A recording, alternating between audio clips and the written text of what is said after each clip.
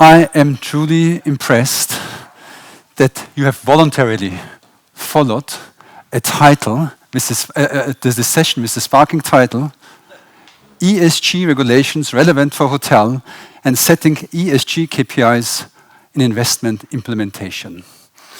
You, you must be really interested, meaning you could actually join us here most probably and gives an impact. Or, and I think that's also the case, you want to get some answers. You want to get some answers from people who have been practicing it, and who have been living to some extent this very topic. And when we first started to prepare for this topic, we knew that we are at the very beginning of a journey that some of us have joined sooner, later, or are not even there yet.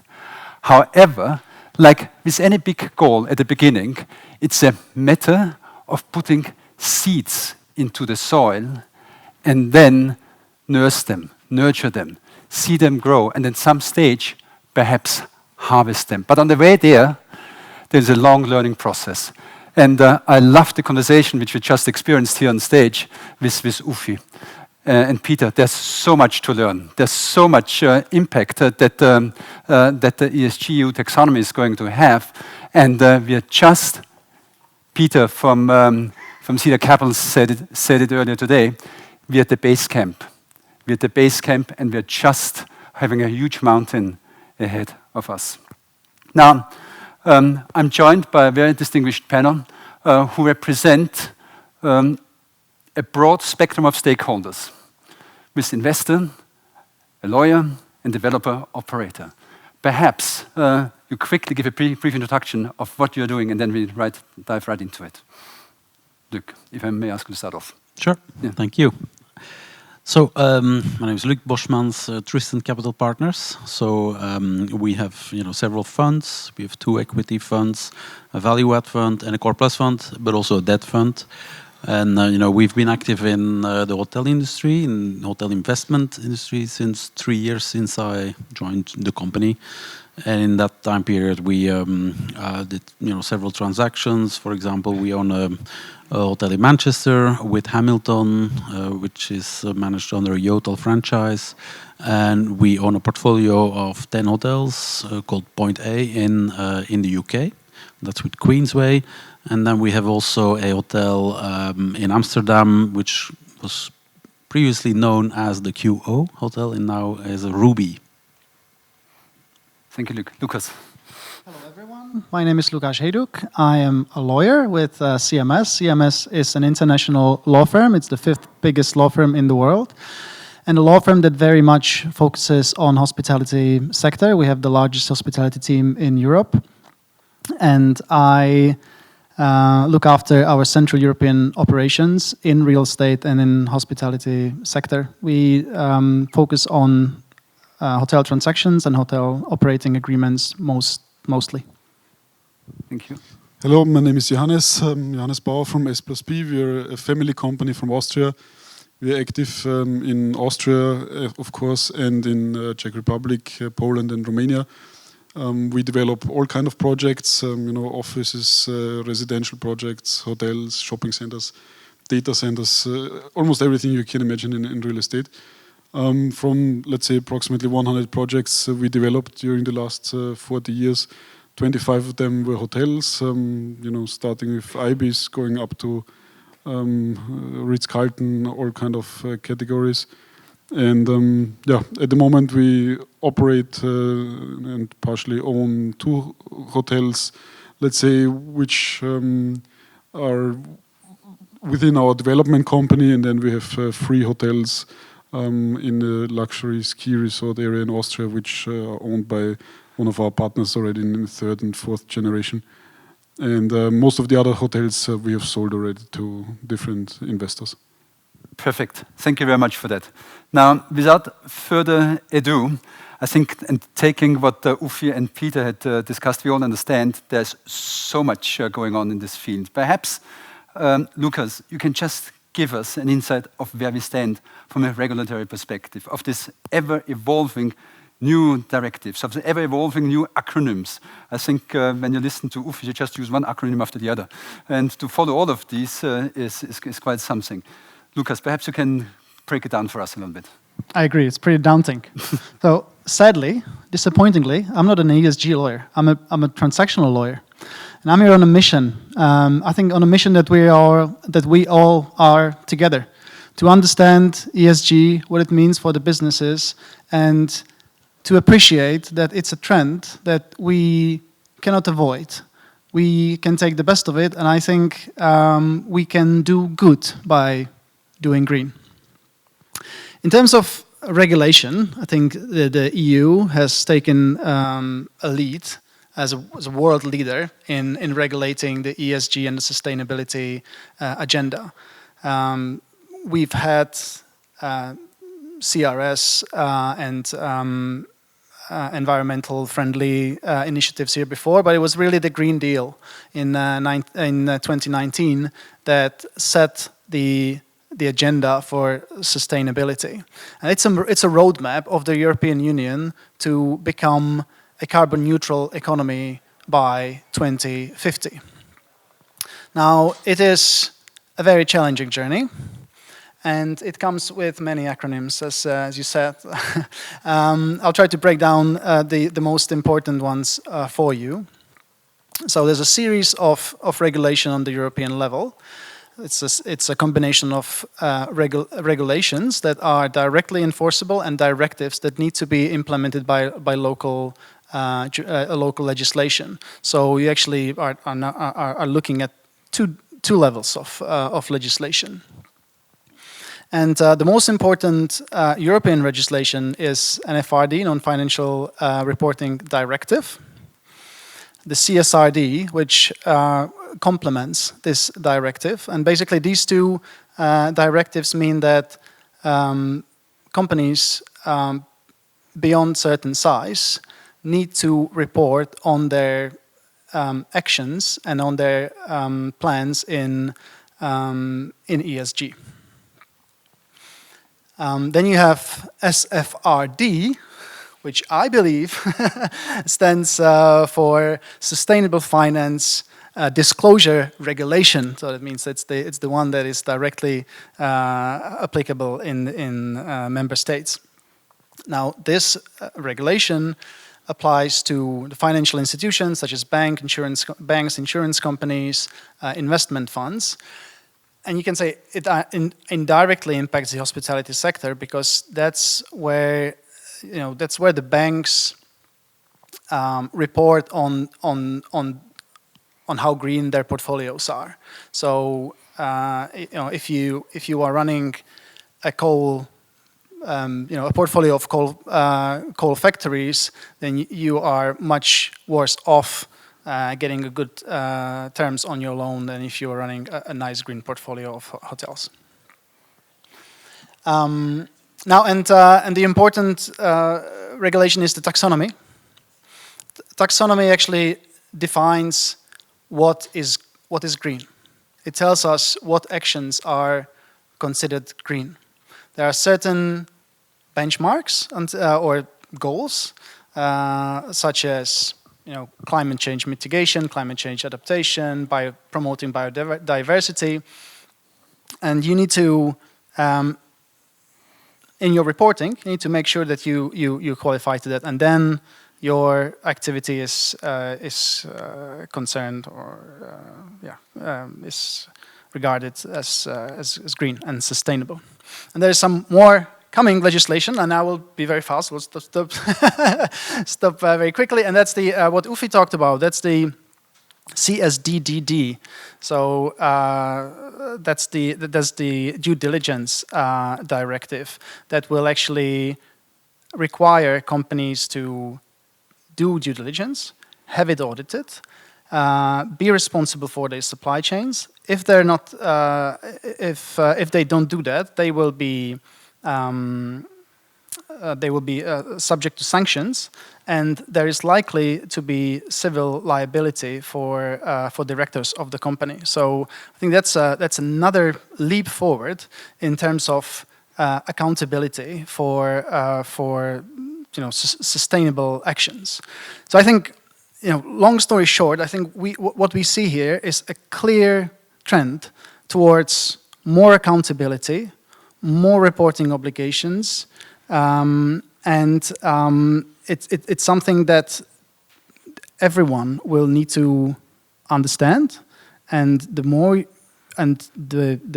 faster businesses get prepared for this, the better competitive advantage they will have. Well, Lukas, that is quite a handful. Thank you for all of that. But Peter, before I asked Ufi, so how do you get to these investors? What message are they driven by? And perhaps, Luc, you can give us a little bit of more cloud on it, on this question.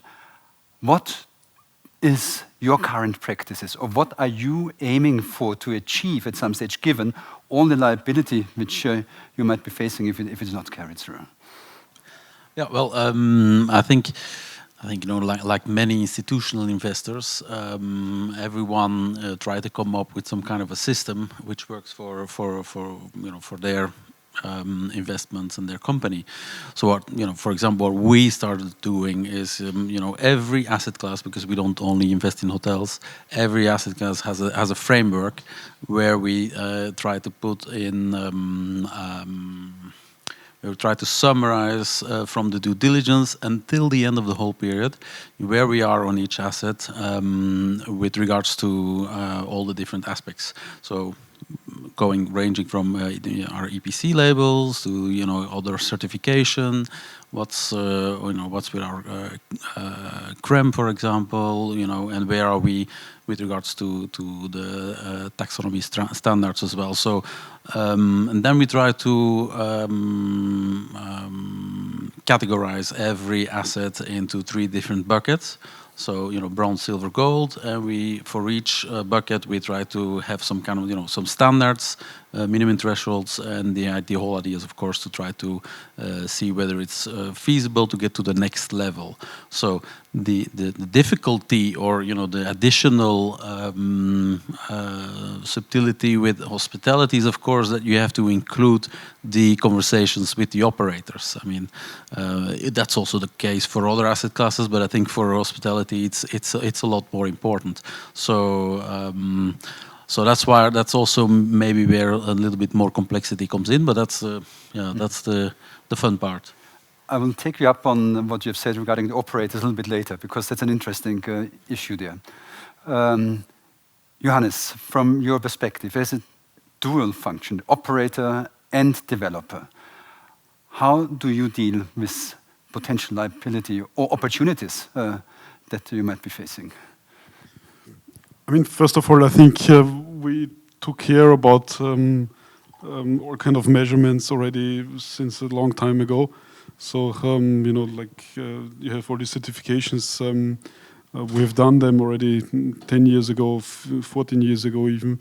We did the first LEED Gold hotel in Poland, and I remember it was very difficult because certifying a hotel is not easy because you waste or use a lot of water. So we had to, install this water pressure devices. We reuse rainwater and so on. However, I still see quite a challenge with the customers and clients. So, for example, we have an office building here in Prague where we use the rainwater for the toilets. And this water is not clean and transparent, of course. And very often people, when they see the toilets, they first flush the toilet because they think the water is dirty, and that's why we put some information there. Don't rush to flush. The water is clean, actually. And then in hotels we have similar situations with reusing towels, for example. Some clients believe that this is just trying to save costs or work or whatever. So we still have to educate them and also to make our GMs, for example, brave, so that they're not afraid of complaints that the towels, for example, were reused. And coming back to your question, operator and developer, Some of these things you have to think about already during the development and planning time of the project. Later on, it's too late or difficult. Like now, for example, we own the Hotel Panorama here in Prague, which is a very old hotel, 40 years old, and we're now changing there the heating system from gas to city district. And that means not only that we change the heating system, but for example, we also have to change the whole kitchen equipment. Because at the moment we cook with gas, or in the past we cooked with gas, and now we will not do that anymore, so we'll do it with electricity.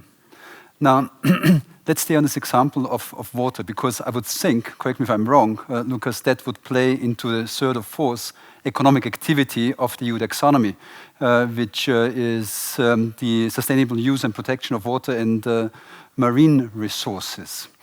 Now, having said this, they would make a considerable contribution, right, to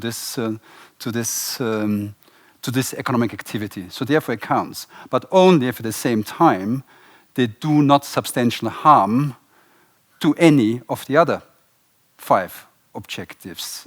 Isn't that correct to say? Correct. Yeah, that's the principle of the EU taxonomy, both on the environmental taxonomy and now the social taxonomy that's being implemented. Same principles. You have the goals.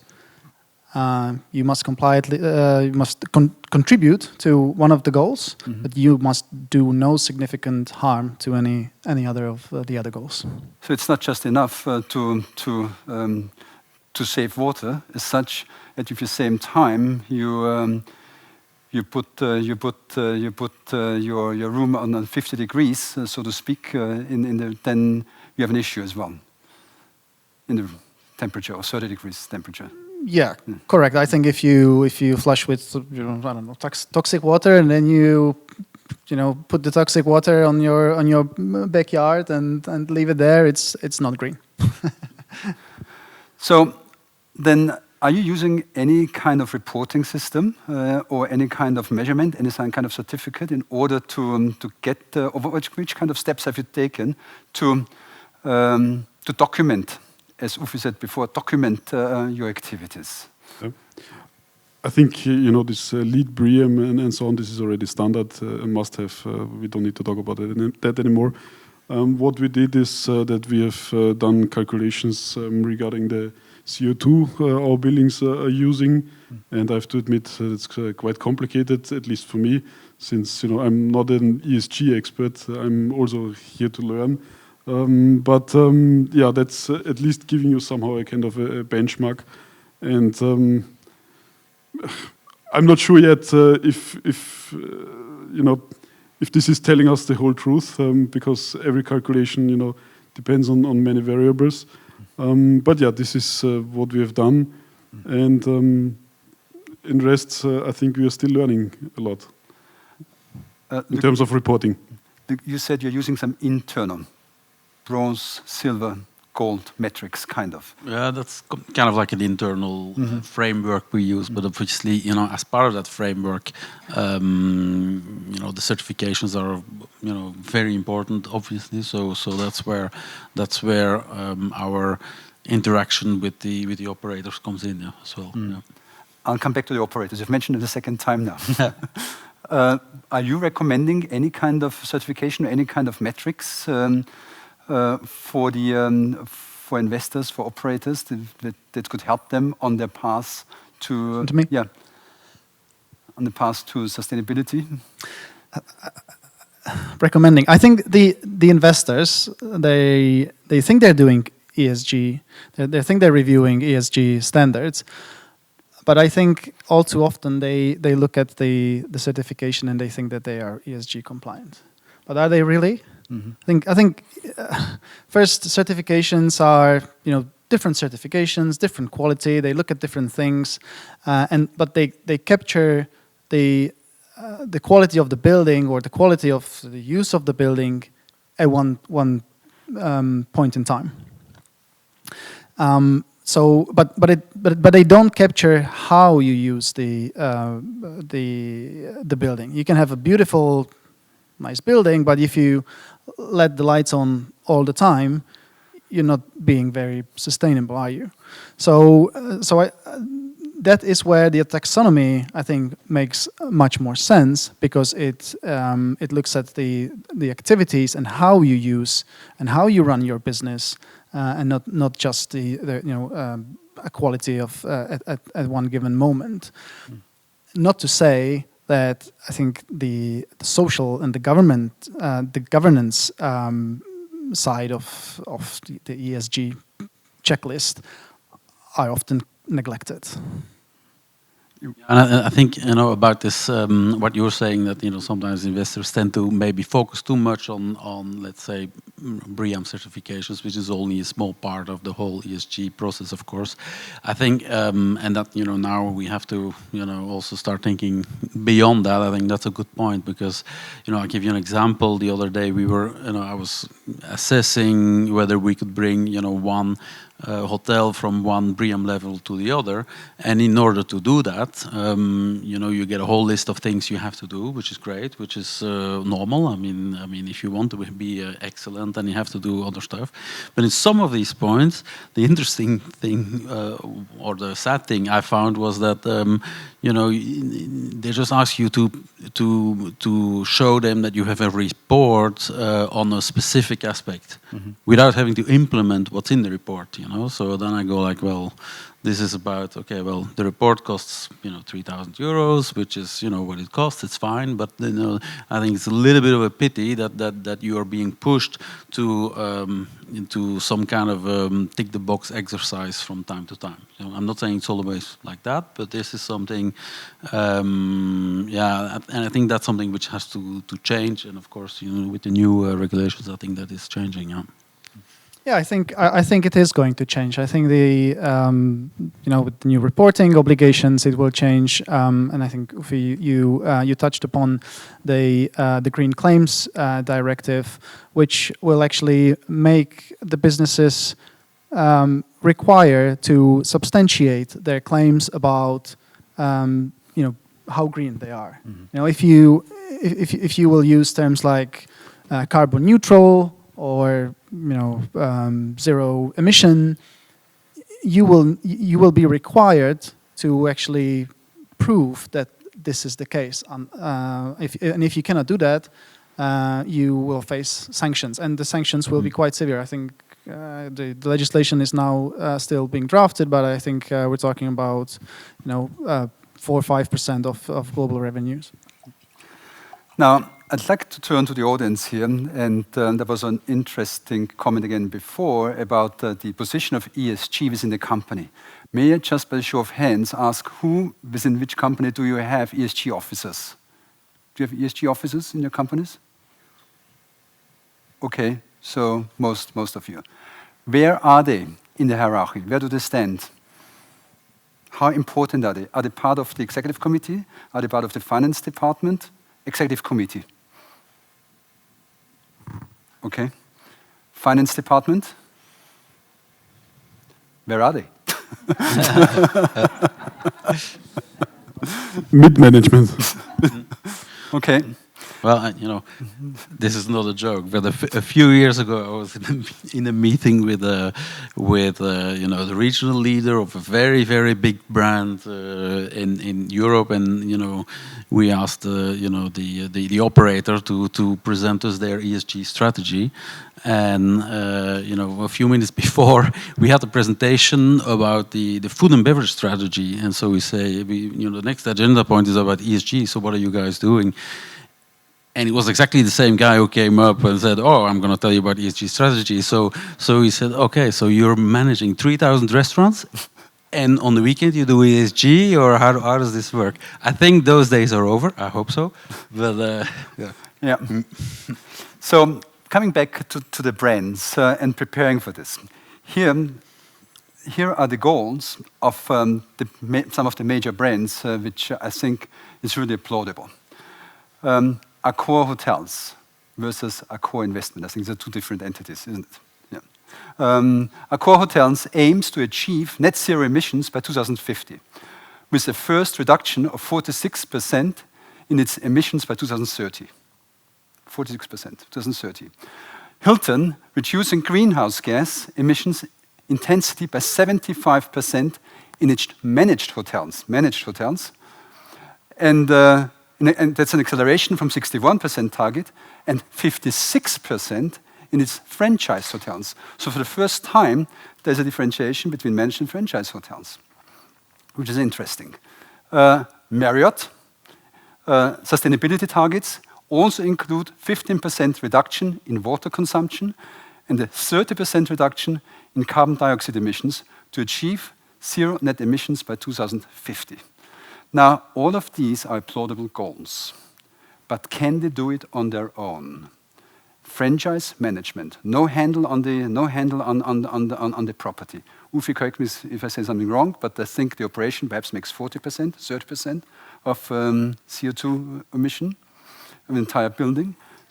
So how can this fit together? Or in other words, you as investors, you as developers, which kind of support would you expect and do you get from the brands in order to achieve together with them their goals or your goals? Tough question. Do you get any support as such? Yes, but I would expect more, to be honest. Okay. What is the expectation? The expectation from our side, you mean? Yeah. Or let me perhaps rephrase it. If we think of the brands, then they give you 43 brands with Accor, 35 brands with Marriott, if I'm not mistaken, double-digit figures with Hilton, and every single one has design guidelines in there. Every single brand has design guidelines. Have you seen any changes with regards to design guidelines which reflect all of this, reflect their ambitions to become CO2 neutral or zero by 2050, or even get this water reduction of 30% by 2030? You know, these brand standards of all these chains, they're usually a few hundred pages long, and it's difficult to say when and what has changed and so on. I believe some things have changed, maybe concerning the way operations are being planned. But it's hard to say that the brand standards have been really updated or upgraded how they should be. Mm-hmm. I think it's definitely something we'll have to do together, and I think we were a bit lucky because we bought the last few transactions we did. We made our HMAs, our management agreements, and our leases and franchise agreement. We started them from scratch, so we were able to bring up this topic on ESG in the agreement. So we have ESG clauses in all of our agreements, which I think is a little bit more difficult if you buy a hotel with an existing agreement, obviously. But we had some really interesting discussions about this, and of course these are only what I call best efforts clauses. So we can't really force them. We can't kick out an operator because he's not. Maybe that would be the next step, right? But on the other hand, as well as an owner, you should be then also be prepared that the operator is going to say, yeah, but we want you to invest in this and this, which is also fine. So again, you have to do this together. But I'm already happy that we were able to get these best efforts clauses in our agreements, where the operators and the brands try to work according to goals that we've set as an ownership group. So I think that's a positive one. But we did have some first reactions saying, oh, okay, you need all this data on consumption, and so who's going to pay for that? Who's going to get you that information? And then sometimes you have to say, well, look at your own website. You say that you are that ESG is a topic which you find important.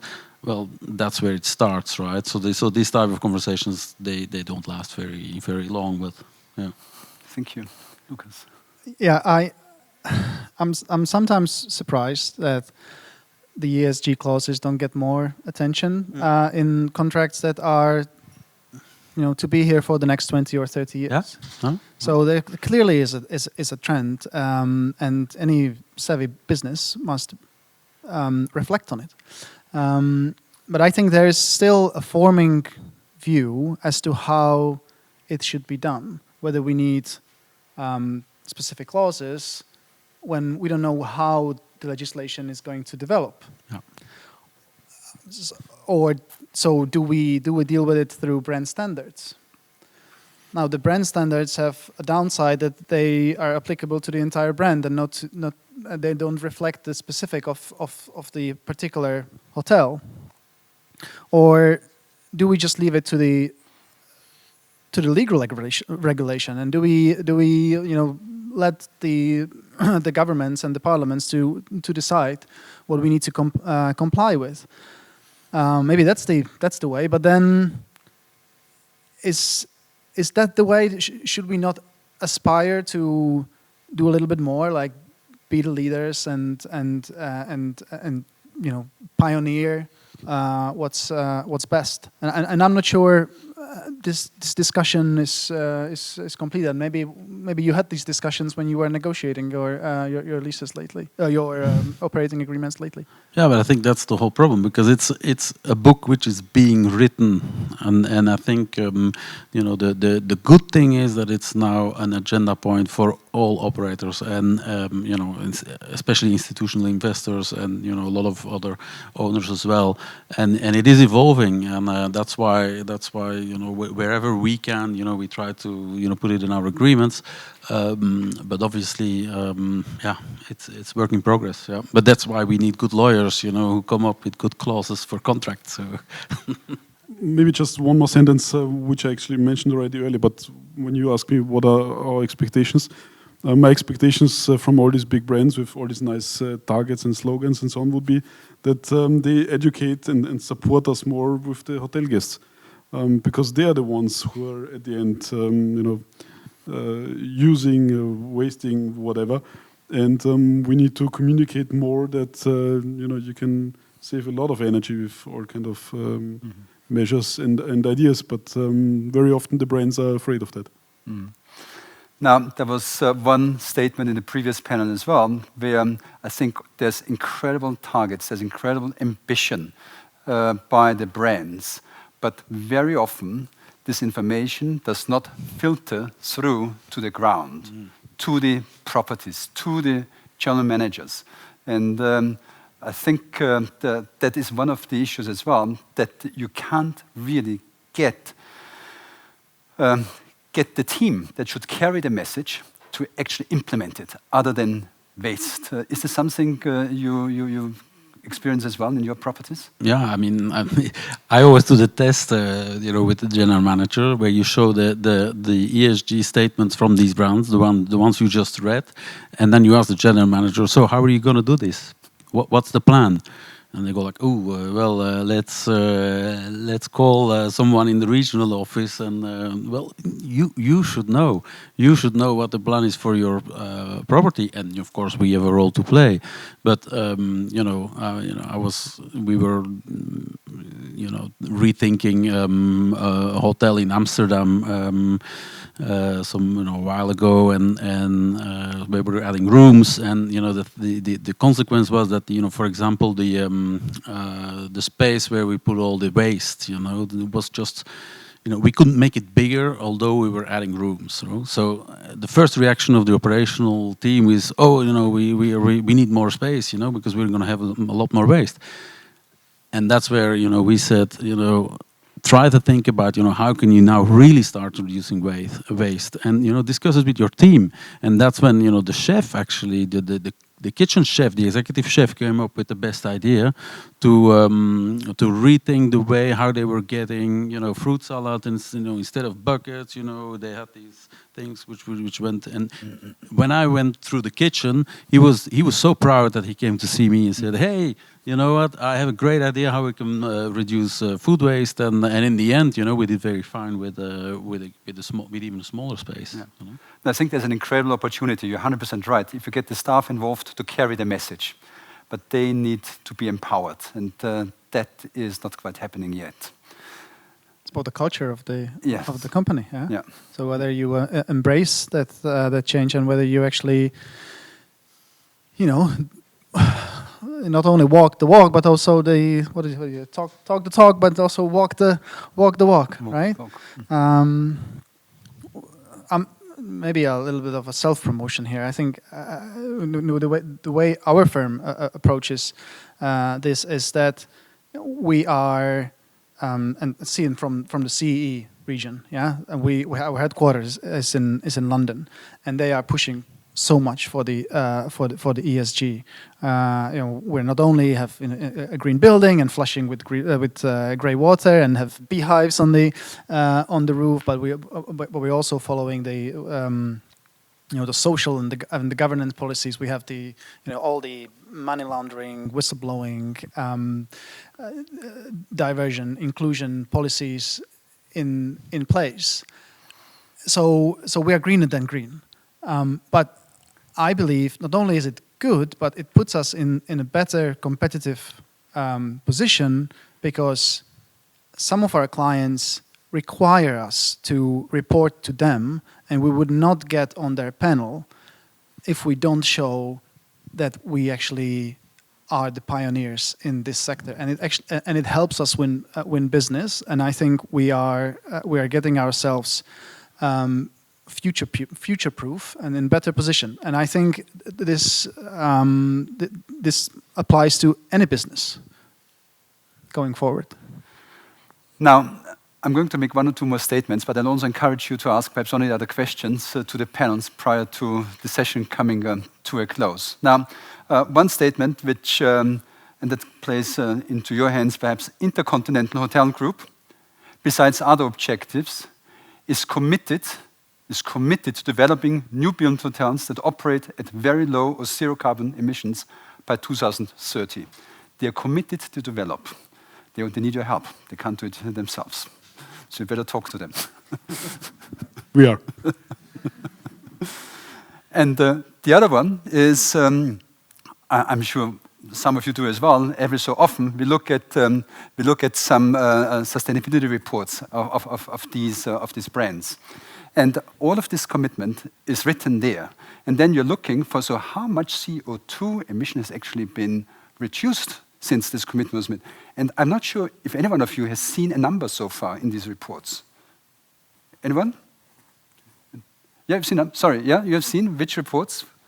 I don't know whether I should put a brand on the name, but definitely some of the companies are already not only calculating their current carbon footprint, but also they are planning to reduce it. And not only by using offset, but also to, for example, secure their own green energy, to prepare their own on-site development, or, for example, to provide their own heat. Okay, good. Any further comments? Any further questions for the panel here? Yep. Just one question. I think you rightly said that we are in the beginning of the journey, and we have been talking about, or you have been talking about things that you do within the building, so within the hotel or with your investment. And my question is that whether you have any ESG requirements applied to your contractors, suppliers, whether you do any due diligence on your contracting parties. Yes. I mean, again, speaking about lead and so on, this was always a requirement.